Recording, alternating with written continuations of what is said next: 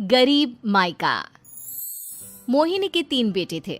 पति खूब अच्छा कमाता और बड़े घर के ऐश सब था मोहिनी के जीवन में। लेकिन एक चीज जो नहीं थी वो थी सुकून। मेरी बहन और मेरा भाई दोनों गरीब, लेकिन मैं मेरे पास तो नोट की बरसात है। तभी मोहिनी की बहन बीना उसके दरवाजे आ जाती है। अरे मोहिनी, कैसी है? मेरे घर में ना सिलेंडर खत्म हो गया है। तेरे पास तो इतने पैसे हैं, भरवा देना मेरा सिलेंडर। पैसे जैसे ही आ जाएंगे मैं दे दूंगी। तभी मोहिनी का पति राकेश आ जाता है। क्या है बिना, ये अपने घर की परेशानी हम लोगों के घर ना गाया करो। तुम्हारी बहन को तुम लोगों पर तरस आ जाता है और वो पैसे देने लग जाती है। मुझे ये बिल्कुल पसंद नहीं है। ओ जीजा जी, नहीं, मैं तो वो बस अच्छा मैं चलती हूँ। बीना वहां से चली जाती है। उसके जाने के बाद अच्छा किया जो आपने सुना दिया। अरे न जाने क्या सोचकर मेरे घर आ जाती है कि जैसे यहाँ तो भंडारा भरा है। अरे कितना तो दे दिया। अच्छा जी, जरा 1000 तो देना। वो बिन्नी दीदी है ना, उनके घर जा रही हूँ। उनका पोता हुआ है तो मुंह दिखाई दे दूंगी। हाँ, उन लोगों के आगे तो शो ऑफ किया करो। वो खुद को बड़ा अमीर शो करते हैं ना, दिखा दे कि तू भी किसी से कम नहीं है। हाँ जी, इसी के लिए तो जा रही हूँ। मोहिनी तैयार होकर अपनी बुआ की बेटी के घर जाती है, जहाँ उसके पोते का कार्यक्रम चल रहा होता है। वहाँ वीना भी आई होती है। अरे वीना, क्या जरूरत थी यहाँ आने की? तेरे घर पर गैस नहीं है तो वो भरा लेती। क्या करूं मोहिनी, बुआ को बुरा लग जाता नहीं जाती तो। वैसे मेरे पास एक जोड़ा बच्चे का कपड़ा रखा था, वही अपनी चांदी के पायल के साथ देने जा रही हूँ। घर पर गैस थी नहीं, सोचा परिवार यहीं खाना खा लेगा, बाकी सुबह का सुबह देखा जाएगा। मोहिनी को बहन पर दया आ जाती है। वो पर्स से 1000 रुपए निकाल कर दे देती है। ले बिना, लेकिन पैसे वापस कर देना, तेरे जीजाजी हिसाब लेते हैं। मोहिनी भी क्या करती, गरीबी में बहन का सहारा ही उसके जीवन जीने का आधार था। फिर एक रोज, सुनिए, भाई के घर बेटी हुई है, मुझे माँ के पास जाना होगा। अरे उस घर में ना कूलर है ना एसी, कैसे रहोगी तुम? हाँ, वही सोच रही हूँ कि अकेली जाऊं, बच्चों को साथ ना ले जाऊं। चले जाओ, लेकिन ये जो तुम अपने गरीब परिवार से मिलने चली जाती हो ना, मुझे बिल्कुल अच्छा नहीं लगता।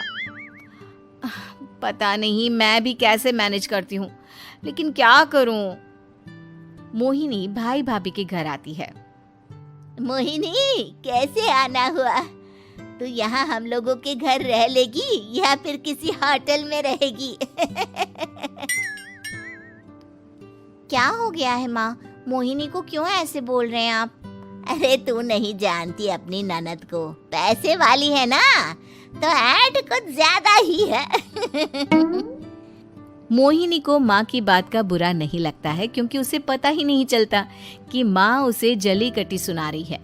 वो भाभी की बच्ची के साथ लेन देन करती है और वहाँ से चली जाती है। उसके जाने के बाद, माँ, क्यों आप मोहिनी को इतनी सारी बातें सुनाती हो? भाई का बेटा बोल पड़ता है। माँ, क्योंकि दादी जानती है कि बुआ के अंदर घमंड है। सही बोल रहा है मोहन। बहू भले तुझे ना दिखता हो, लेकिन मुझे और मोहन को दिखता है कि वो कितनी घमंडी है। मोहिनी मायके आती है, जहाँ गरीबी के कारण चीजें कम होती हैं। इस मोहन के बच्चे को काम पर लगा दो ना, किसी दुकान या किसी होटल में। बर्तन धो लिया करेगा, कम से कम 4 पैसे और आएंगे घर में। देख मोहिनी, माना तेरे पास पैसा है, लेकिन तेरे भाई के दिन इतने भी बुरे नहीं चल रहे कि वो अपने बच्चे की पढ़ाई रुकवाकर उससे बर्तन धुलवाए। मोहन माँ की ओर देखता है, जैसे आंखों से बोल रहा हो, देख लिया बुआ का हाल।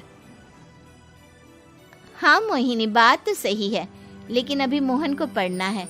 आखिर तुम भी तो अपने दोनों बेटों को पढ़ा रही हो ना। मेरे बेटों से कैसे कंपेयर कर सकती हैं आप? अरे वो तो कलेक्टर बनेंगे। हाँ, कल को वो मोहन को नौकरी में रख लेंगे, क्यों? मोहिनी कुछ दिन और रहकर चली जाती है। धीरे धीरे दिन बीतता है मोहन बड़ा होता है और कड़ी मेहनत से सफल भी हो जाता है। मोहिनी, माँ के जाने के बाद तो तुमने भाई भाभी के घर जाना छोड़ ही दिया, क्यों? वो क्या है ना, उन लोगों का घर छोटा है, मेरे बच्चे जाना ही नहीं चाहते। पर तुझे क्यों अचानक मायके की बात याद आ गई? यार, मेरा तो मायका है, भाई भाभी है, मेरा तो आना जाना लगा ही रहता है। हाँ, क्योंकि तुझे आदत है ना ऐसे छोटे से घर में और कम पैसे में रहने की। वैसे क्या खबर है आजकल मायके की अपने? अब वो घर छोटा और कम पैसे का नहीं रहा, क्योंकि मोहन तो बहुत बड़ा आदमी बन गया है। फिर क्या? मोहिनी भाभी को फोन करती है। मोहन किसी बड़ी कंपनी का मैनेजर हो गया है क्या भाभी? क्या ये सच है? हाँ मोहिनी दीदी, अब तो हम लोगों के गरीबी के दिन कट गए। आपके भाई ने कोई अच्छे कर्म किए होंगे जो हम लोगों का बेटा इतना अच्छा कमा रहा है। देख लो भाभी, पहले भी आपने कई गलतियां की थी, आप थोड़ा संभल कर चलना। भाभी को मोहिनी की बात समझ में नहीं आती कि वो क्या कहना चाहती है। फिर एक दिन वीना मोहिनी से कहती है, मोहिनी, हमारा भतीजा मोहन अच्छा कमा रहा है, क्यों ना मैं अपने बेटे की नौकरी के लिए उससे बात करूं? अरे बुआ का बेटा है, ये सोचकर मदद तो करेगा ना? हाँ हाँ, क्यों नहीं करेगा, उसके बुरे दिन में तो हम भी खड़े थे। मोहन को वीना फोन करती है और अपने बेटे की मदद करने की बात करती है। हाँ हाँ बुआ, क्यों नहीं, आप सिद्धार्थ को भेज दें, मैं अपनी ही कंपनी में उसकी नौकरी करवा देता हूँ। दिन बीतते हैं, अब वीना के हालात भी अच्छे हो जाते हैं। क्या बात है वीना, तूने भी कार ले ली, वो भी इतनी अच्छी? हाँ मोहिनी, अपने भतीजे के कारण तो हम लोगों के दिन अच्छे हो गए। उसने सिद्धार्थ की नौकरी लगवा दी है, वो भी शानदार। ठीक है, लेकिन पैसे ख्याल से खर्च करना।